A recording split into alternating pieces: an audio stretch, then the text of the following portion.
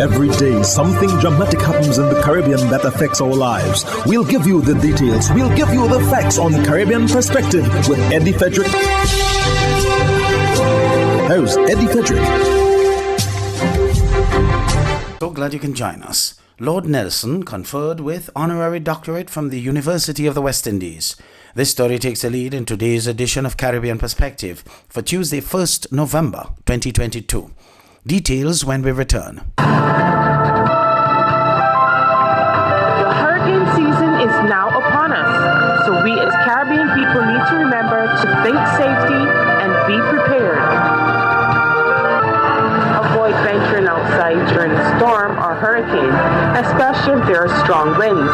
Rooftops and other debris are often blown about and can cause great damage.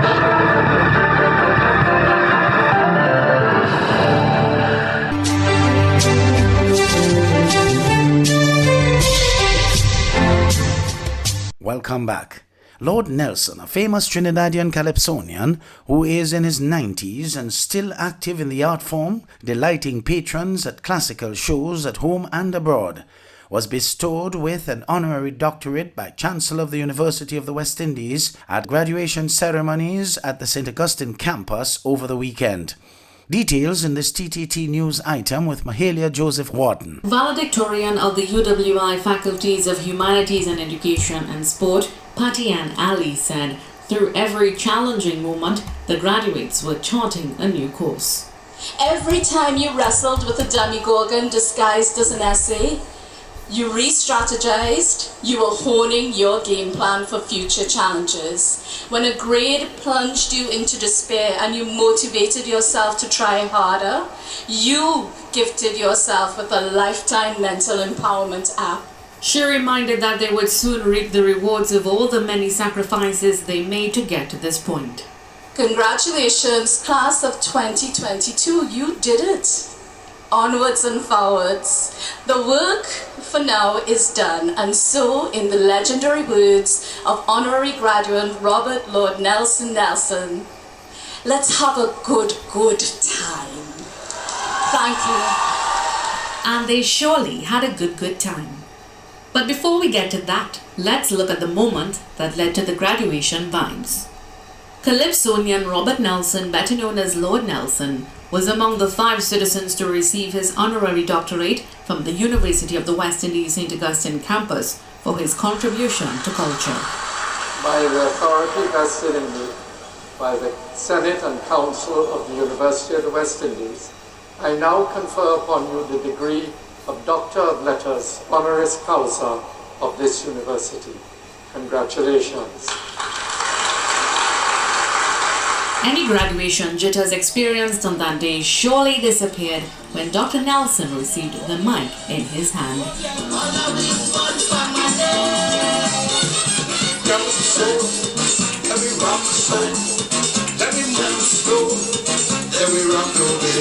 Soon, the sea of blue and white had no option but to get up and do exactly what the second song said.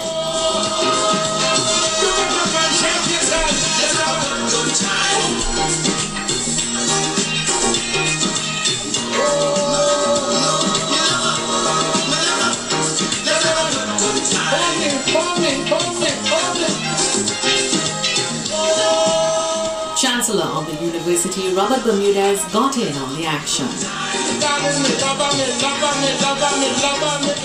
Congratulations to all of the UE 2022 graduates. Mahalia Joseph Wharton, TTT News. Was last Wednesday night's double murder a home invasion, or were the killings gang-related? That's what homicide investigators are trying to determine. Also, while he's concerned about all killings, the Police Commission of Trinidad and Tobago is particularly concerned about the latest murders of women and children. Anselm Gibbs of TV6 News reports.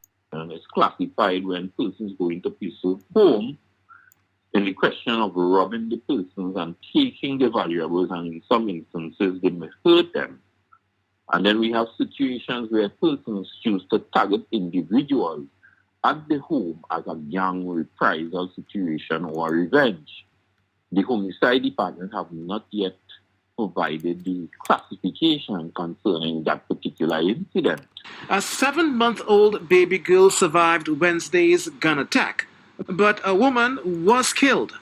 A number of children have either been killed or injured after getting caught in the crossfire in different crimes so far this year.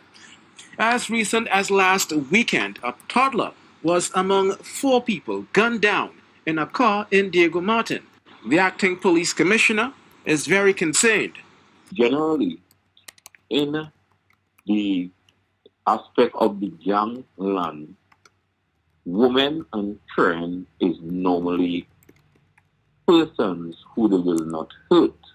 But we are seeing that we have young men who are involved in gangs and they are even breaking their own rules. Anselm Gibbs, TV6 News.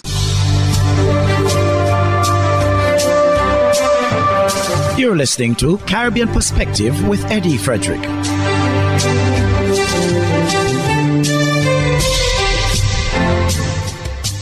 Job opportunities are just one of the benefits that are expected to come from the pending development of Bob Marley Beach in St. Thomas, Jamaica.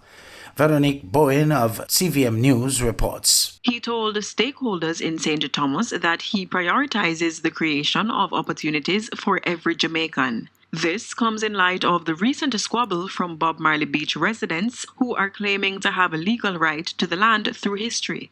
As many call for the residents to be left alone, PM Holness insists the plans for developing the land will generate opportunities for the parish. All that Andrew Holness has ever done is to give poor people access to land and housing.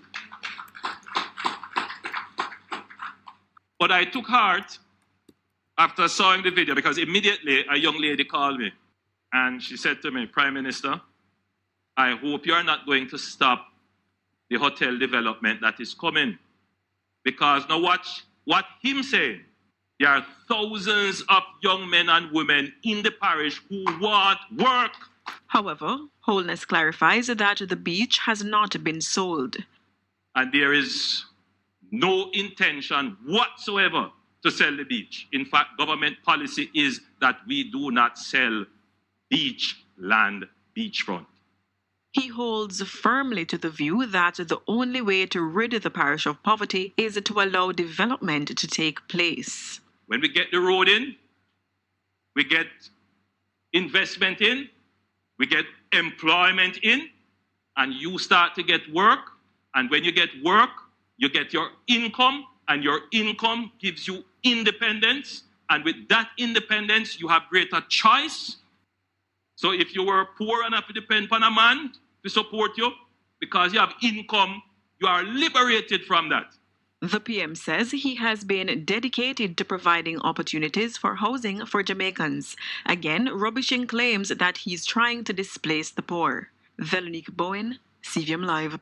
More signs of hope for the Jamaican economy are emerging despite concerns about inflation. Representatives from the Central Bank and the PIOJ attended a sitting of Parliament's Public Administration and Appropriation Committee. Details in the CVM News item with Nika Lewis. The nation is on a path to economic recovery as indicated by the leading planning and statistical arms of the country. Director General of the Planning Institute of Jamaica PIOJ, Dr. Wayne Henry, agrees, adding unprecedented levels of employment are likely for the upcoming fiscal year. This is, however, dependent on most of the downside risks to growth not materializing. This shortly after Statin released its quarterly findings that showed a 4.8% growth for the April to June 2022 quarter. Meantime, Central Bank Governor Richard Balls shares the economy remains sound. The COVID-19 pandemic and the Russia-Ukraine crisis have both had a negative impact on international commodities and shipping prices, and consequently on domestic inflation. Biles went further, adding the Bank of Jamaica is encouraged by the direction in the last 5 consumer price index reports. However, he's concerned that inflation is not yet solidly on a downward path. Having peaked in April 2022 at 11.8%, inflation continued to broadly follow the expected track, falling to 10.9% in May and June, and then 10.2% in July and August. Since the preparation of this report, Statin reported that inflation at September was 9.3%, again in line with the bank's projections. Meantime, he notes factors impacting the trend in local inflation. 1. Decline in international commodity prices, both oil and grain prices. 2. Relative stability in the exchange rate. 3. Tighter Jamaica dollar liquidity management by the bank. And 4. Higher interest rates in the context of rising policy rates since October of 2021. Both entities appeared before the Parliament's Public Administration and Appropriation Committee, PAAC, on Wednesday. Nika Lewis, CVM Live. Still on Jamaica, classes at a high school there were dismissed early last Wednesday over an incident which involved children strangely falling to the ground and screaming after a religious exercise at the institution. Member of Parliament for St. Andrew West Rural, Juliet Flynn, said she was in the Lawrence Tavern area and visited the school after getting reports from students she saw returning home. According to Flynn, the students at Oberlin High School in St. Andrew, Jamaica, told her that somebody who she believes is a teacher performed a devotion caught into the spirit while speaking in tongues. Thereafter, the students who were present started to collapse and began frothing. She further alleged that some of the students were unable to walk. On her arrival at the school, Flynn said she saw students on the ground while persons were praying for them and anointing their foreheads with oil. Additionally, she revealed that some of the parents came and got their children. The lawmaker transported one of the students home. The MP said she spoke with one of the school's guidance counselors, whom she said gave a similar account as the students. She noted that the matter has been reported to the Education Ministry, while the administration at the school says that support is being given to students and staff affected by Wednesday's disturbance at the institution. Hubbard's is once again innovating the way you shop with its new online store, providing 24-hour shopping convenience. You can shop now for appliances, hardware, houseware, building material, and more. Free delivery island-wide. Start shopping now at hubbardshardware.gd. Safe, convenient, reliable.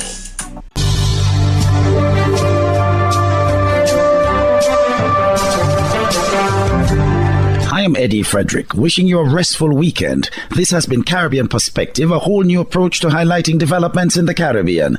In the meantime, please continue to log on to CaribbeanPerspective.com for more daily news and more.